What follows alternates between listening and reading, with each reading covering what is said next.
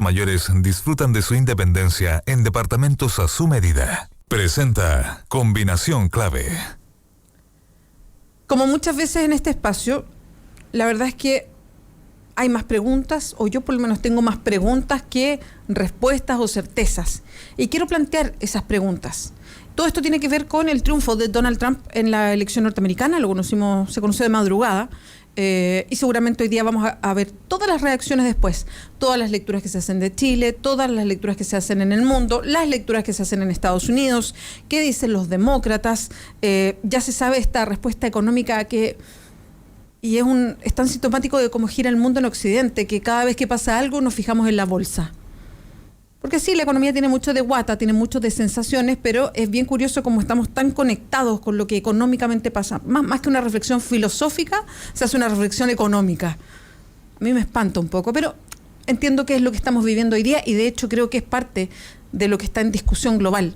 Y por ahí quiero ir con la pregunta. Hoy día los diarios norteamericanos, no todos, pero varios diarios norteamericanos, se hacían la pregunta a propósito de el triunfo de Donald Trump y lo hacían porque los diarios norteamericanos, en forma masiva, y quizás mucho más que otras veces, estaban abiertamente en contra de Trump, primero. Segundo, varios a favor de Hillary Clinton. Y otros que no toman partido, pero que esta vez sí tomaron de alguna manera partido. Pero mayoritariamente estaban en contra de Donald Trump. Y hoy día en la mañana hacían la reflexión y se hacían la pregunta, era parte del titular, de ¿por qué la élite no leyó lo que dicen las personas? Con la élite se refiere a lo que conocemos como establishment, o lo que representa Hillary Clinton, que en una nota del New York Times, más que hablar de esto, que ella parte de la institucionalidad y que representa eso, apuntaban a que ella representa a la élite. Y que eso es lo que la desconecta principalmente de los norteamericanos, que obedece además a la élite. Si la élite dice vamos a la guerra, va a la guerra. Si después la élite dice, en realidad no debimos ir a la guerra, ella opinaba, no debimos ir a la guerra. Que su mayor peso, su mayor característica negativa era esa, que era una fiel representante de la élite norteamericana, y ahí no había una lectura con lo que pasa con el resto de los norteamericanos, o los estadounidenses, para ser más precisa. Y quiero unirlo con otro fenómeno que a lo mejor no tiene nada que ver, y por eso yo no me las quiero dar de analista, porque no lo soy, y por eso quiero poner más preguntas que respuestas, pero podemos encontrar vasos comunicantes con lo que pasó, por ejemplo, en Gran Bretaña, con la salida de la Unión Europea, a propósito del Brexit. Podemos encontrar unión con lo que pasó en Colombia, con el rechazo a un acuerdo de paz que para todo el mundo parecía como que era obvio que se tenía que ratificar. Encontramos ahí un camino común con lo que pasa en Estados Unidos y la elección de Donald Trump, que aparece como candidato, que era una anécdota, que era un chiste, y termina siendo el presidente electo de Estados Unidos. ¿Pasará lo mismo en Chile respecto a quiénes son los candidatos? Y por eso la gente ni siquiera va a votar a los locales de votación. Esa es la pregunta de fondo la que se hacían esta mañana los diarios de Estados Unidos, o algunos diarios de Estados Unidos, que es esta desconexión tremenda de las élites, o los que nos gobiernan, o las autoridades, como ustedes quieren llamarlo, o los grandes conglomerados económicos, que también tienen una influencia importantísima en Estados Unidos respecto a las elecciones. Hay una falta de lectura de lo que dicen los ciudadanos, y curiosamente lo que dicen los ciudadanos no es necesariamente que estén totalmente a favor del Brexit, en su caso, o totalmente a favor del no, en el caso de La Paz, en Colombia, o totalmente a favor de Trump, o en Chile, con cero interés en discusión política, por eso no van a votar. Al contrario, ese puente, esa conexión con la ciudadanía está tan rota que ni siquiera se lee lo que políticamente la ciudadanía cree.